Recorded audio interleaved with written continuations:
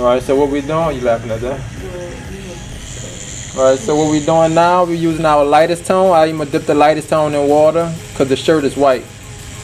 We just kind of brushing up on it. Really trying to use the flat part, get that soft feel. You don't want to use that edge of that mag too much. I catch myself using that edge. But you really want to position your hand to catch that flat part of that mag. That way it cover more area and it's going to be more softer than actually trying to use that edge, and chances you could kind of get like a real sharp shade. So you got to watch that. And we're going to continue to use this light tone. Build up slowly. Crosshatch if needed. Up, down, cross, pendulum, whatever needed to get that soft tone. Because you got to trust your tones. The thing is, it will look dark, but of course, if you know you use the extra light tone when it heal up, it's definitely going to be super light. So you got to watch that. And right here, they got a little shadow on the shirt. So I'm going to definitely kind of brush down. We can even come this way. Try to use that flat side, not as much as that edge. And kind of create that sharp shadow on the shirt. And really it don't got to be sharp really. Because like I said, it's a white shirt, so it's real light. So it's naturally going to be soft. So as the heel up, you just want to see that fold is there in the shirt. You could just constantly go this route. Build it up. And if I need to, I could just dip in my rinse cup. Even though we just had an extra light tone, I could dip in my rinse cup, get another light, lighten that up even more, and kind of pull across if I definitely want that gradient to go over to the next fold. But it's going to be so light to where you're going to balance it, go over to that next fold, and then we could use our original light tone to come back with that fold once again to sharpen that out. Not sharpen it, but just to kind of structure it out. And that's the thing that's different for sure on the lighter skin tone. You still go for your skin breaks, but the thing is your skin breaks is going to be a lot more softer. You don't need no big old skin breaks. You're going for soft, shaded, and smooth skin breaks. Versus dark skin, I try to go for them sharper because that's the easier way you're going to be able to see it on darker skin. I mean like dark. Now we're on the extra light tone. We're going to start slowly going around the pearls. Now I actually might take out my 7 curve for this. I'm going to use the edge of this 15 to kind of go around these pearls. But I'm going to definitely probably come back with that 7 in case it's not structured out well enough like I wanted to. But remember, this still is a light tone, so we don't need this to be hard. This still is white. White pearls on the white shirt. Another thing I always do to get the shirt to stand out, I kind of shade a little behind the shirt and leave that white almost as if it's a full skin break. But of course I'm going to have some shadows, some light shadows in the shirt because it will definitely stand out by putting that shade behind it than actually on the shirt. And also kind of fill your whole portrait out more. Try that slight shade, like a shadow behind the shirt versus the shading in the shirt. It definitely will add more to your piece. But all I say with like portraits or any tattoo, you just gotta trust your tones though. If you don't trust your tones and the tone look too light, you'll go with a black or something darker, and guess what? Once it heal up, it's gonna be even darker. So it's like, you know, trust your tones, know what tones you're putting down. Also get used to how your tattoos heal. And also by adding this, like this part of the neck is fully shaded. So of course it needs something to contrast with. Some add this light on side of it. That's going to make it stand out even more in this background. Remember, this is going to heal up soft though, because this definitely is a real super extra light tone. I mean, I dipped in my extra light and definitely dipped in the water to make it even lighter. So that's how you know it's going to be super light. So where it's barely there, but you could see it. It's going to be just enough to contrast off of that neck. Probably even the face. I might do the same thing with the face. Add that behind it and make that face stand out just the same.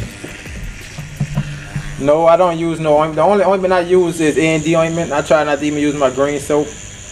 And mind you, even if the paper towel is dry, that's why I tell people the best thing just to tap it. It's also help preserve your stencil as well. So yeah, if you're just wiping a lot, definitely try to keep that paper towel a little wet. I try to just dab across it, keep on moving. Yeah, because you wiping with a dry, yeah, definitely like kind of you giving a rash. Alright, y'all, we about to start up under the chin now. But first, we're gonna kind of push up. We got a highlight up underneath that chin as well. Start out by pushing up, create that structure, that thin line right there, the highlight. Yeah, should be.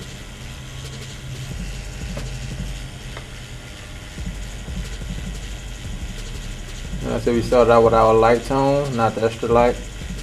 It's our light because as we pushing up, it seems like it's getting darker because that light hit on inside that neck, so most of them shadows fall underneath that chin. Alright y'all, so we still using this 15 curve mag. I know we made it pretty far. I'm still using that light tone starting out with. Map out the tone. And then I'll come in with my medium tone to dark tone. So I know exactly we following the correct patterns. And I know for sure that's where I want my dark tone at, because you could get lost. So you got to follow that stencil to the T. Alright, that stencil is definitely the perfect blueprint. So if you don't got the stencil right, then you kind of going to be all over the place with your design. So always take your time on your stencil. That is going to make your tattoo a lot easier. Alright y'all, and also during this whole session I've been having 2 rinse cups. So even when I dip into my lightest tone, I dip into the water. And but if I'm using darks, I dip into the first rinse cup. And then I'll dip into the lighter, the second rinse cup if I want it even lighter.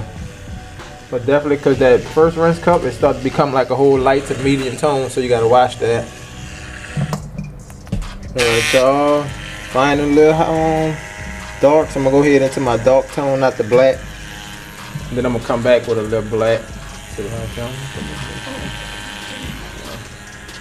I use the dark tone first for the eyes. I ain't trying to make it no super hard line though. That's how I'm going at it with like a shade method. Just wanted to make sure that it was round, because I didn't want to use that mag, it wasn't gonna get it round how I wanted it. That's what I tried to use, but nope. I just switch over to that 7 round liner. Make sure they're round. Ain't got no edges hanging out. Clean it up. Once I finish with the dark, I'm about to come in with a little black right around the top of the eyelid underneath. That's gonna be the darkest part. Alright y'all, 6 volts. Hitting some of these highlights, starting with the earrings.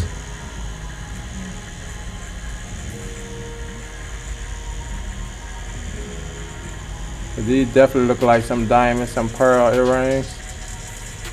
That's how you want to make them look. And some of them highlights in there, make them pop out.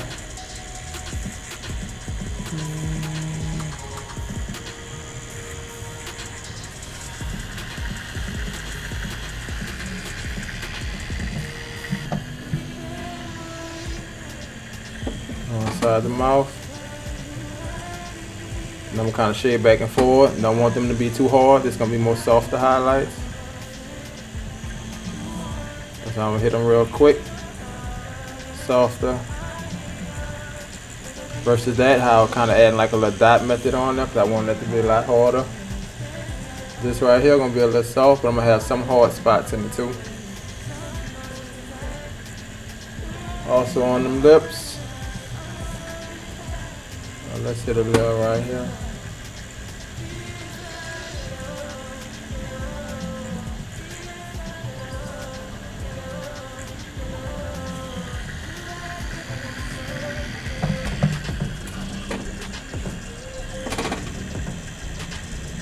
I'm gonna brush back and forth in this spot.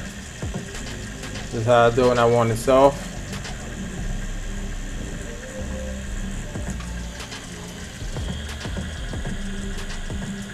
And I'm gonna come back in the middle, kind of add some of the dots. How many tones do you usually use? Well, for the lighter skin tone, I use 4 tones. For this tattoo, I use 4. But the average, I say average is like 4. Darker skin is 3.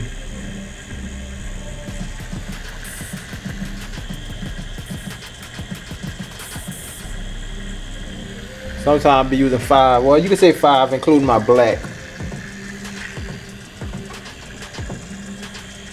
If you include black, it'll be 5 tone.